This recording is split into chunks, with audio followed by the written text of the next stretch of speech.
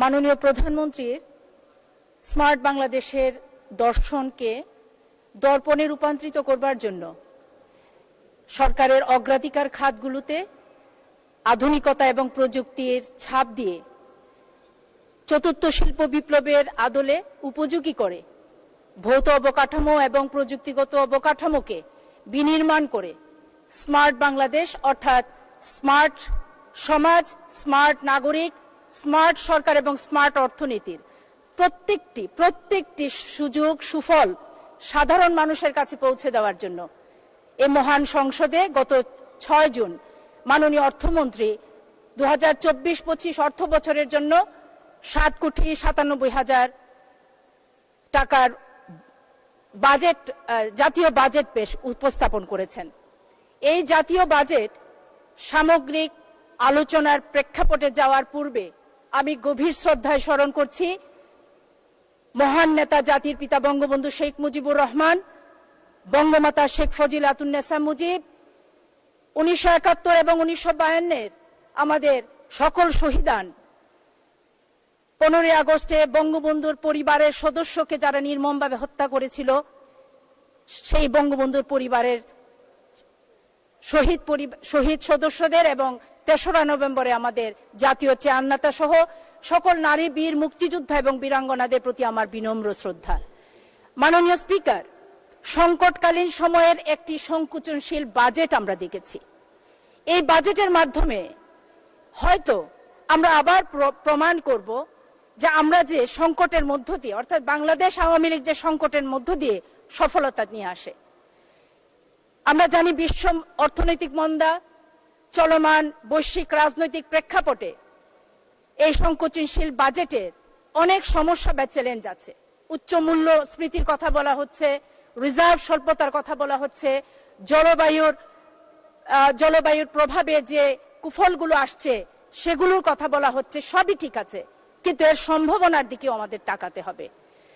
উচ্চ মূল্যস্ফীতি, কিন্তু এর সাথে কিন্তু আছে সাধারণ মানুষের নিত্য প্রয়োজনীয় জিনিসের উপর উৎস কর কমানোর এক বিপুল সম্ভাবনা। জননেত্রী শেখ হাসিনা এমন এক পিতা মাতার সন্তান, তার পিতা জাতির পিতা বঙ্গবন্ধু শেখ মুজিবুর রহমান যুদ্ধবিধ্বস্ত বাংলাদেশে ছায়ের উপরে দাঁড়িয়ে তিনি কিন্তু সোনার বাংলাদেশের জন্য তিনি স্বাধীন আমাদের সংবিধান রচনা করেছিলেন। অল্পতর সময়ে এই সংবিধানের 15 অনুচ্ছেদের ঘতে সুযোগের সমতার প্রতিটি জায়গায় তিনি প্রতিষ্ঠিত করেছেন। আর এই প্রতিষ্ঠিত জায়গা থেকে আজকে কিন্তু আমরা সোনার বাংলা থেকে এখন আমরা স্মার্ট বাংলাদেশের দিকে যাচ্ছি জননেত্রী শেখ হাসিনার মাধ্যমে।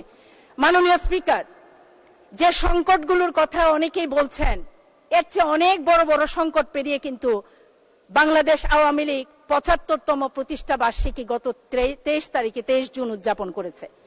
যতগুলো সফলতা আমরা দেখিয়েছি, কোন একটি সফলতা কি অনুকূল পরিবেশ ছিল? না। আমরা যদি 71-এর 7ই মার্চ দেখি, বঙ্গবন্ধু বলেছিলেন তোমাদের যা যা কিছু আছে তাই নিয়ে শত্রুর মোকাবেলা করো। আমাদের বাবা চাচাদের হাতে কিন্তু কোনো কিছুই ছিল না, না ছিল অস্ত্র, না ছিল রসদ, না ছিল ট্রেনিং, কিন্তু ছিল বঙ্গবন্ধুর নির্দেশনা। মাননীয় স্পিকার, গত পরশুদিন মাননীয় প্রধানমন্ত্রী এই সংসদ ভবনে একটি জাদুঘর উদ্বোধন করেছেন। মুজিব ও স্বাধীনতা, আপনাকে আলাদাভাবে অভিনন্দন জানাই এবং জাতি নিশ্চয়ই আপনার এই উদ্যোগের যত জীবনে এই সংসদ নতুন প্রজন্মের সংসদ সদস্যরা আসবেন ততদিন মনে রাখবেন। এখানে আমরা স্বাধীনতার ঘোষণাপত্র দেখেছি। এই ঐতিহাসিক দলিলটিকে আরো গভীরভাবে দেখার আহ্বান করছি আমাদের যারা নতুন প্রজন্মের যারা আমরা আছি, যারা আমরা যুদ্ধ দেখিনি, মুক্তিযুদ্ধ দেখিনি। মাননীয় স্পিকার, এর ইতিহাসের সাথে আমারও পারিবারিক অভিজ্ঞতা আছে। 25শে মার্চ দিবাগত রাতে বঙ্গবন্ধু যখন গ্রেফতার হলেন, তার পূর্ববর্তী সময়ে তিনি দিকে দিকে পাঠালেন এই স্বাধীনতার ঘোষণাপত্র। হবিগঞ্জ মহকুমায় আমার পিতা কমান্ডেন্ট মানিক চৌধুরী সহ সেখানকার আওয়ামী লীগের নেতৃবৃন্দরা পেয়ে যুদ্ধের দিকে ঝাঁপিয়ে পড়লেন। এই যে স্বাধীনতার ঘোষণাপত্র, বঙ্গবন্ধু যখন গ্রেফতার হলেন তার অনুপস্থিতিতে প্রতিটি বাঙালি কিন্তু বঙ্গবন্ধুর এই আদর্শকে লালন করেছে। 2 মিনিট। মাননীয় স্পিকার, 75-এর 15 আগস্টের পর আওয়ামী লীগের নেতাদেরকে কিন্তু গণহারে গ্রেফতার হচ্ছিল। এই গ্রেফতারে আমার বাবাও গ্রেফতার হন। সেই সময় এই বঙ্গবন্ধুর এই স্বাধীনতার ঘোষণাপত্র যেটা আমার বাবা পেয়েছিলেন হবিগঞ্জ মহকুমায়, আমার মা জীবনকে বাজি রেখে সেটিকে কিন্তু সংরক্ষণ করেছিলেন। কারণ একটাই, কারণ হচ্ছে সেই যে স্পিরিট, এটার পিছনে ছিল আত্মিক শুদ্ধতা। বঙ্গবন্ধু রাজনীতি করেছেন আত্মিক শুদ্ধতা নিয়ে, কোন রকমের ছল ছাতুর এখানে ছিল না। আজকে যারা বাজেট নিয়ে কথা বলছেন, আমি তাদেরকে বলতে চাই, মাননীয় প্রধানমন্ত্রীর জীবনে ৭৫-এর পর থেকে কালো অধ্যায়ের যে রচনা হয়েছিল সেটির সমাপ্তি কিন্তু বঙ্গবন্ধুর কন্যার মাধ্যমে আমরা ৮১-র পর থেকে দেখেছি। আমরা স্বৈরতন্ত্র থেকে গণতন্ত্র, আমরা দেখেছি বিচারহীনতা থেকে বিচারের সুবিচার, আমরা দেখেছি জাতিকে কলঙ্ক মুক্ত করার ক্ষেত্রে আমরা যুদ্ধাপরাধীদের বিচার, বঙ্গবন্ধুর হত্যাকারীদের বিচার আমরা দেখেছি। ৯৬ সালে সোনার বাংলা, বাংলাদেশে সোনার বাংলা গড়ার ভিতটা তৈরি করেছেন বঙ্গবন্ধু কন্যা।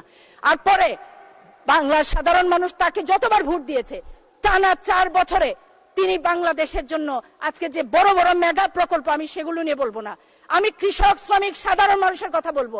মাননীয় স্পিকার, বঙ্গবন্ধু কন্যার এই যে অবদানগুলো, প্রত্যেকটি অবদান কিন্তু এখন সাধারণ মানুষের নিত্য প্রয়োজনের প্রতিদিনকার সঙ্গী। ঘুম থেকে উঠেই সুইচ টিপে বঙ্গবন্ধু কন্যা শেখ হাসিনার তার কর্মর কথা কিন্তু সাধারণ মানুষ বলে, যারা আমাদের বিরুদ্ধে দলে তারাও কিন্তু বলে।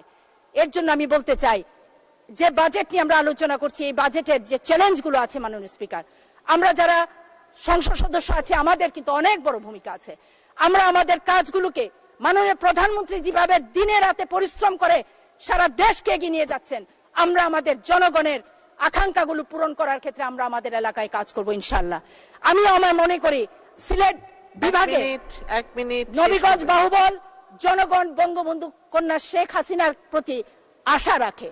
অনেক উন্নয়ন আমাদের হয়েছে মাননীয় স্পিকার, শুধু আমি দুটি কথা বলবো, এই উন্নয়নগুলোকে এখন আমাদের মানসম্মত উন্নয়নের দিকে নিয়ে যেতে হবে, অর্থাৎ আন্তরিকভাবে এই উন্নয়নকে সেবার জায়গা নিয়ে যেতে হবে।